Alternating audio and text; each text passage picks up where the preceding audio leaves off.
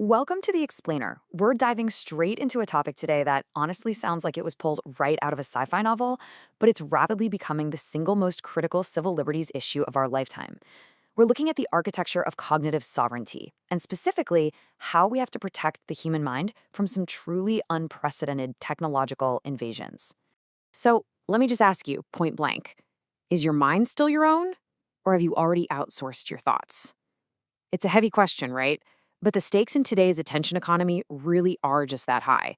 We're living in an era where tech doesn't just mediate our relationship with the outside world anymore, it's actively intervening in the actual substrate of how we think.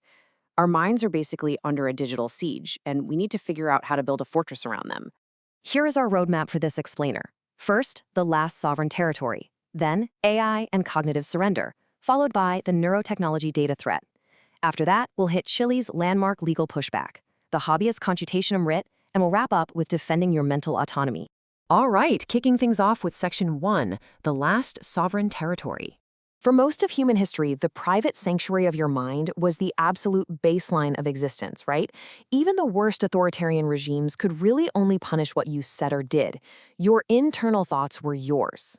So cognitive sovereignty is simply the capacity and right of an individual to exercise supreme intellectual self-governance and control over what transpires within their own mind. It's the foundational freedom of the AI age. Just like a nation has borders, you have jurisdiction over your own brain. You decide what gets in, what gets out, and how you manage those internal resources. To really wrap our heads around this, Juan Rucco's framework is incredibly helpful. He positions cognitive sovereignty as a defense against psychopolitics, which is basically the exploitation of the human psyche as a productive force. A huge part of this is attentional autonomy. That's your ability to direct your own focus without an algorithm hijacking it. And this ties perfectly into philosopher Peter Sloterdijk's concept of anthropotechnics. We humans are self-cultivating creatures, but here's the catch. If the practices shaping your identity are engineered by corporate feeds, you aren't authentically cultivating yourself anymore. You're being cultivated by external entities. Moving right along to Section 2, AI and cognitive surrender. So the fortress of the mind is facing a massive dual invasion right now. On one flank, we have generative AI causing behavioral cognitive surrender because we're outsourcing our reasoning to it. On the other flank, we have neurotechnology causing biological extraction by directly accessing and commodifying raw neural data. Let's tackle that AI behavioral threat first. Researchers Stephen Shaw and Gideon Nav have a brilliant definition for this. They note by cognitive surrender occurs when the locus of control shifts to artificial cognition. So instead of your intuitive System 1 or your analytical System 2 guiding the reasoning process, a new System 3 becomes the main thinker. And look, using AI isn't inherently bad. Using a calculator is fine, right? But cognitive surrender happens when adoption becomes uncritical. You bypass the actual friction of reasoning, and over time, that muscle of sustained, critical thought literally weakens from disuse. And we fall for this because, biologically speaking, humans are metabolic misers. We are hardwired by evolution to conserve energy. So when a superfluent zero-friction AI hands us a perfectly formatted answer, it prematurely satisfies our psychological need for cognitive closure. We get the answer, we save brain calories, and we totally shut down our critical thinking. The tech industry knows this, and their interfaces actively exploit that evolutionary bug. To measure how well we're resisting this, researchers use the cognitive sovereignty threshold. It comes down to three things. First, time to comprehension, the active latency it takes you to actually evaluate the AI's logic. Next, decision override frequency. How often do you actually reject or modify what the machine tells you? And finally, confidence misalignment. Is there a gap between how confident the AI is and how confident you are?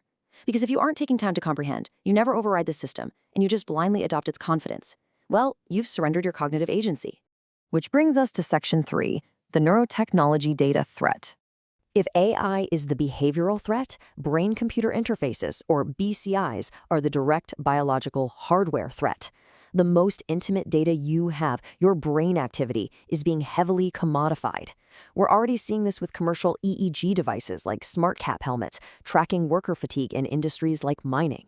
That completely opens Pandora's box for neurodiscrimination. Imagine being denied a job or a life insurance policy based on an algorithmic profile of your raw brain data. Marketers are even developing neural cookies to track your pre-conscious neural responses to ads before you even realize you want the product. And the scary part? Current frameworks like the GDPR were simply not built to handle data this intimately tied to human identity. But we aren't completely defenseless. Let's look at Section 4, Chile's landmark legal pushback. Countries are starting to build defensive walls, and Chile has been the absolute pioneer here. Back in 2021, they became the first country on earth to write neuro rights protections straight into their constitution. And that was put to the test in 2023 when their Supreme Court ruled in favor of former Senator Guido Girardi. He used a consumer EEG headset made by a company called Emotive, and the court ruled that storing his brain data violated his constitutional right to mental integrity, ordering the company to delete it. It was a massive win. Although, as health authorities pointed out in 2024, consumer neurotech still falls outside standard medical device regulations, so there's a big regulatory gray zone we still have to fix. We're also seeing momentum in Europe. The Spanish Charter of Digital Rights is a fantastic example. It explicitly guarantees self-determination and sovereignty regarding AI. It highlights algorithmic non-discrimination and strictly safeguards the confidentiality of brain processes. It's really encouraging to see legal frameworks globally trying to catch up to protect our mental integrity. To put these rights into action, we need new tools, which is Section 5, the habeas cognitation writ. Think about it like this. For centuries, the law has used habeas corpus, which literally means you shall have the body. It's a rapid mechanism to stop illegal physical detention. But what do you do when the tech isn't attacking your body, but your mind? Legal scholars Jose Munoz and Jose Angel Marinaro proposed an upgrade, habeas cogitationem, meaning you shall have the thought. It takes those centuries-old physical protections and updates them for the digital age to stop neurotechnological aggression in its tracks. This theoretical writ aims to defend four main pillars: cognitive liberty, the basic freedom to think without undue intrusion; mental privacy, your absolute control over who gets to see your neural data; mental integrity, a shield against harmful external brain interference; and psychological continuity, preserving your personal core identity from being fundamentally altered by the tech. Together, these form the legal shield of our mental fortress. So how do we operationalize this? That brings us to Section 6, defending your mental autonomy. To actually build these defenses into our society, we can look to architectural solutions like Kyle McLean Smith's U.S. Patent 12,664,142. The source material frames this specific patent as the architectural defense against the digital empire's parasitic extraction of our data. It operationalizes our defense in a few crucial ways. First, treating neural data legally as a non-saleable human organ. It is that sensitive. Second, forcing terms of service to outright ban secondary commercial data sales. Third, and this is huge for AI, tech designers must use scaffolded cognitive friction. Instead of everything being zero friction, this patented approach injects healthy tension back into the software to force us to think critically. And finally, deploying multi-agent systems to act as computational devil's advocates. Basically, AI that doesn't just hand you an answer, but actively debates you so your cognitive muscles stay strong. We literally have to design the friction back in if we want to reclaim our mental jurisdiction. So I'll leave you with this final thought. Will the human mind remain the final sovereign territory, or are we just going to hand over the keys? Cognitive sovereignty is not just some abstract philosophy anymore. It's the definitive civil liberties battleground of our time.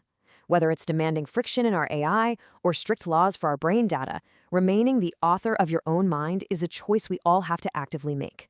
Thanks so much for joining me for this explainer, and remember, keep thinking for yourself.